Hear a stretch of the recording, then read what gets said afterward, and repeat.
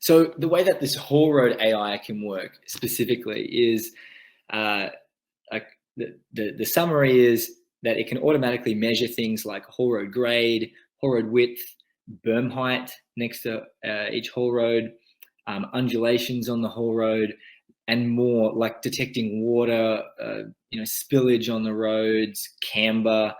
There's so many different things that we can detect and we can measure because of this automatic detection of the roads.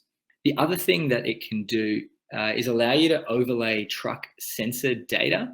So not only can it analyze, how the road is, what the condition of the road is at any one time, but it can also let you upload your GPS data from the trucks and any sensor data that's also being captured on the truck as well, so just to make much more educated decisions, operational decisions about site.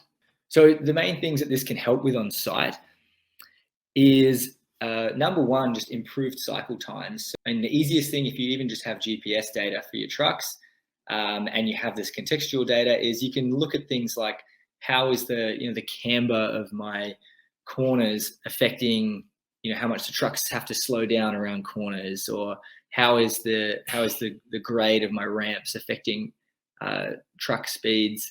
And you can use that to then optimize your haul roads, optimize your pit, in order to improve cycle times and ultimately get more material through the pit. The second thing is reducing fuel and tire usage. So if you can design better roads, if you can start to, for example, detect undulations in the roads or spillage on the roads early, or areas that are potentially starting to be developed at too high of a grade or something like that, if you can detect that early, then you can fix it and you don't end up in a situation where you end up with inefficient performance on your trucks for the whole rest of the life of the pit. And last but definitely not least, preventing road incidents is probably the number one benefit, really. You've got always a risk if you have too steeper grades, in wet weather. You can have vehicles sliding down them.